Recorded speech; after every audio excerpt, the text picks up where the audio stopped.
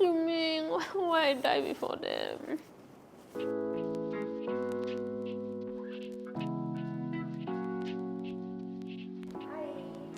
Hi. Do you know what you're here for today? No, but the setup looks very intimate, so I'm scared. I feel like we'll be delving deep into my soul.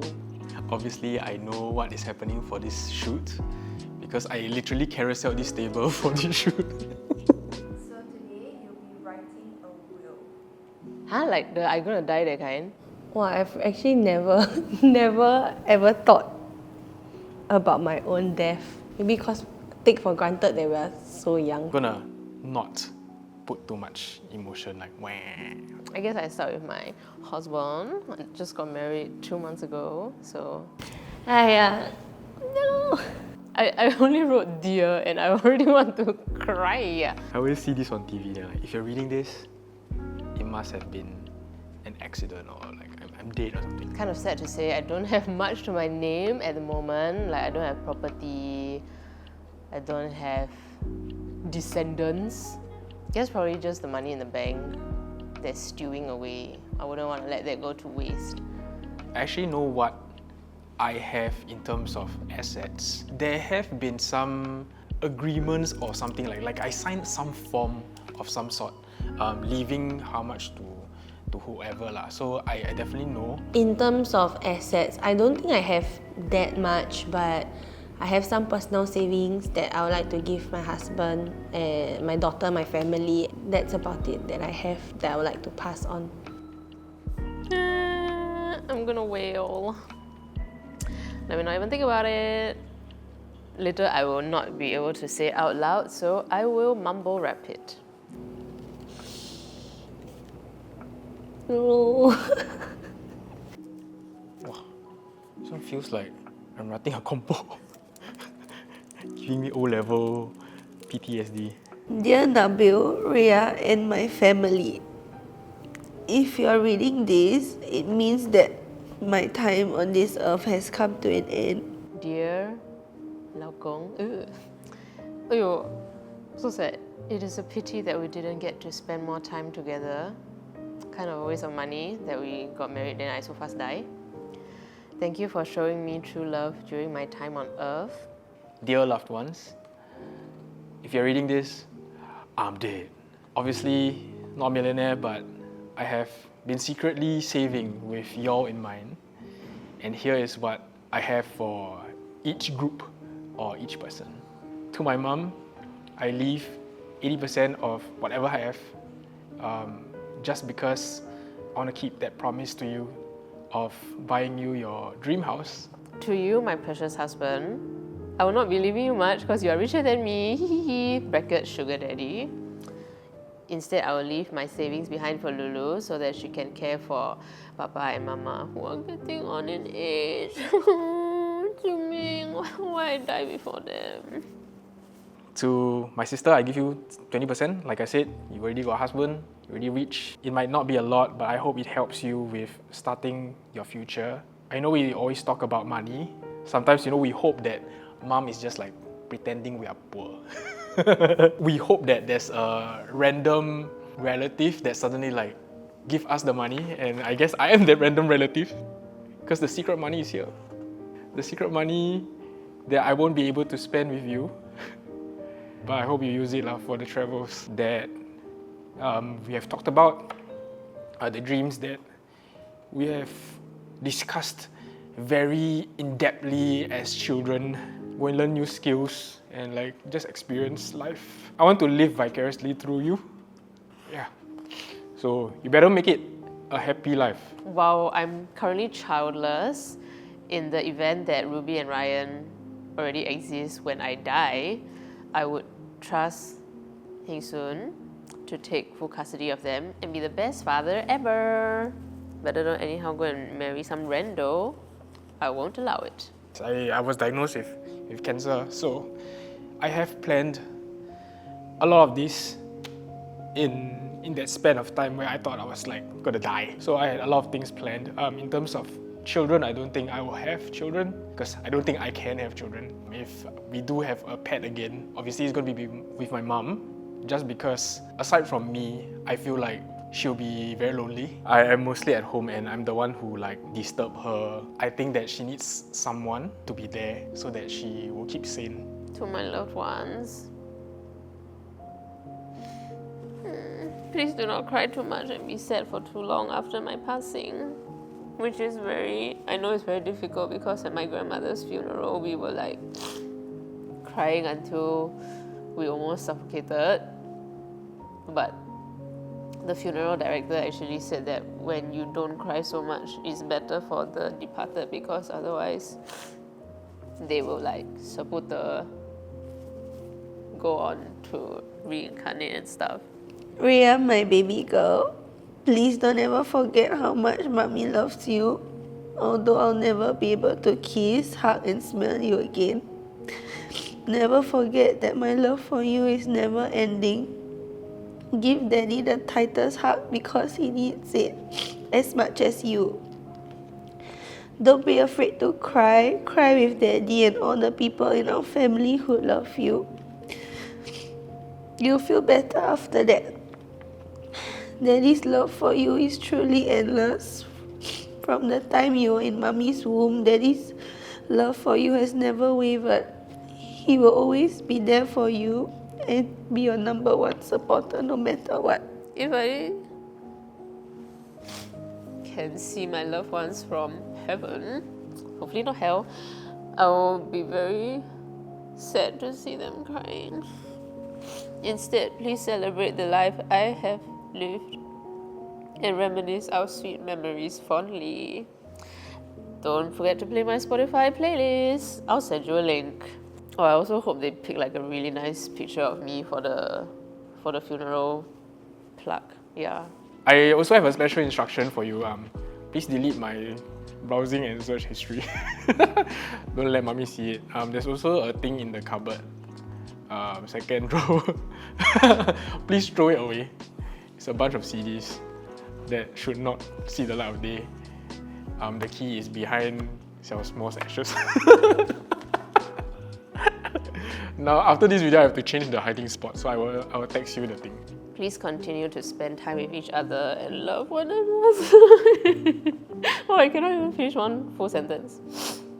Heng Soon, please take good care of Lulu for me.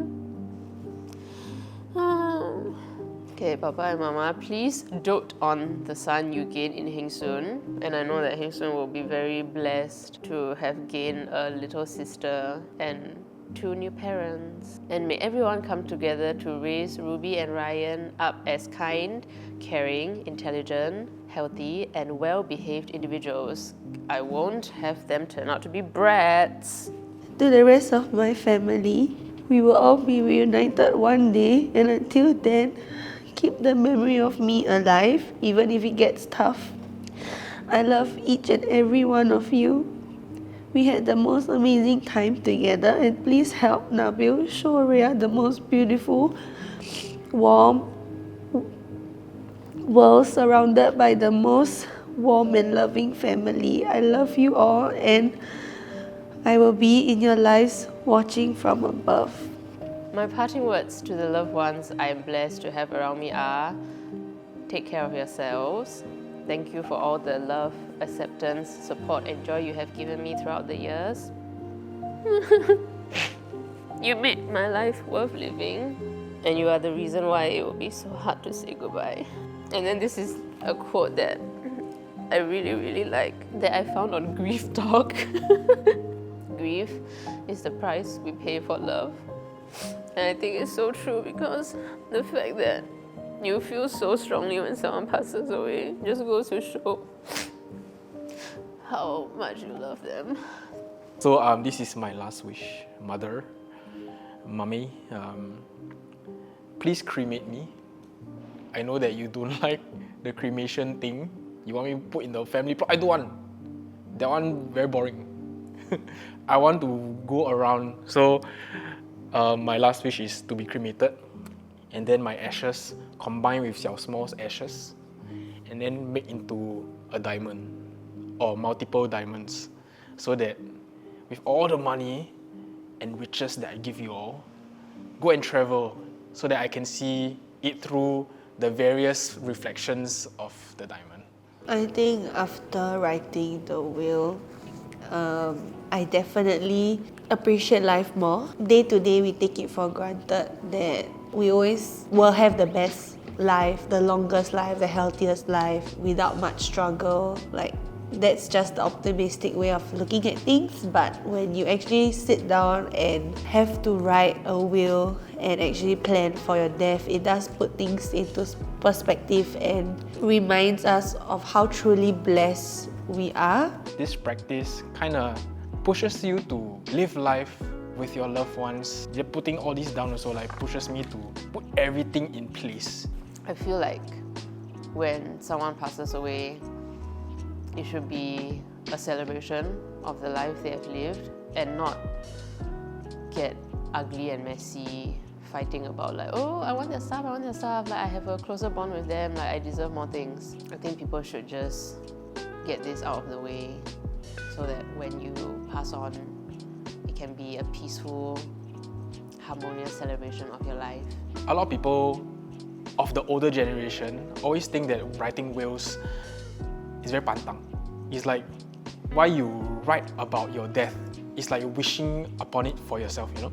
Especially for my case where I have had like an almost near-death experience. Obviously, my cancer wasn't that bad, right? But if things went wrong, you know, I could have died then. So it really put everything in perspective. I always thought that a will is for myself, but I think that the will is actually more for the people you leave behind. And if you love them, I think this will really help them get by with your passing better. Yeah, a form of closure for them.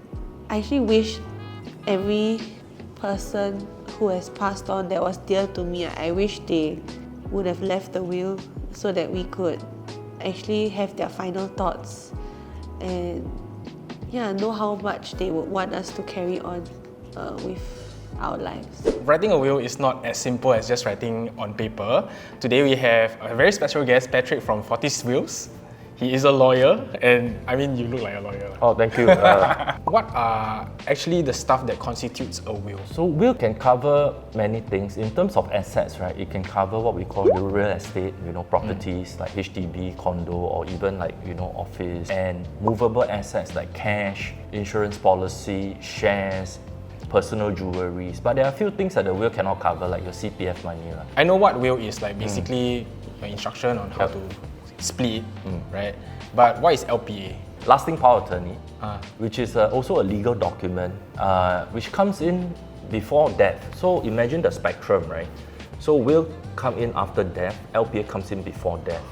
So when we become very sick, to the point that we lose mental capacity and the ability to manage our own affairs like stroke, cancer, all this, right? We need somebody we trust to manage our affairs. This is where LPA comes in. LPA allows us to appoint someone we trust called a donee. That when we are very sick, this person will be legally authorized to manage your affairs, including running your studio, maybe issue checks for salary and things like that. Because by the time you cannot do all this already. That's true. So then when death comes, your LPA will lapse, your will take over. So sui one. LPA comes in before death, will comes in and after death. So these two are very different documents. Need to have both lah. So by having LPA, it actually gives the legal authority to the donee to actually go to the insurance company to make a claim and then to use the money to look after you. The people who did the will today, right? We all come from different walks of life. Some are single, some are married, some have children, right? At what point do you have to start thinking of wills? Because last time I got talked to my mom about it. Then she like, no, don't talk about it because very pantang, right? It's like you asking for death, that kind. But what is the best stage to start doing this? Legally, you need to be at least 21, or if you're in military service, NS, right, 18. So as long as you're 21 and above and you are gainfully employed, you work or you have a family, I think you should start writing a will. There are a lot of misconceptions that think that making wills are for those very old or very rich. No such law. 28 years old already made my first will, and I was broke. I had about $100 to my name. I was riding So the $100 is just split within your... it's in my pocket then. My bank account was, I think, $2 plus left. I spent all the salary that I had every month, nothing left. But I made my first will. Because the reason why I did that, a lot of people say you have nothing, why do you bother? I say, yeah, because I want to make, just in case something happened to me, at least my parents, then I was single, at least they have something, they can get my motorcycle or whatever. In the unfortunate event something happened, at least I know at the back of my, there's a will there to take care of whatever I have, whether it's $100 or $500 or 5,000, at least it's taken care of. I feel like it's very much similar with insurance also. You don't wait until you kena. You plan beforehand. Yeah, I mean like you don't wait until you become uninsurable to insure. Yeah. This kind of thing always start young, whether it's for investment, buy property, start business. Why start when you're old? You start when you're young. I'm a guy that plans quite thoroughly, right? And I have done all my nominations, everything. But there's one thing that I haven't done, and that is like the will. Do you have a name card? Yes, I do. I always keep my name card in my jacket. I might need your services. Thank you so much. Thanks, Ryan. Beyond writing a will, you can take steps to protect your family and leave an inheritance with Singlife Elite Term II. With the limited pay option, you can complete your payments earlier and enjoy benefits like a longevity reward. For more information about Singlife Elite Term II, you can check it out in the description box below. And as usual, thank you for watching this video. I hope you guys learned something because I really did. And you know what? I'll see you guys next time. Bye.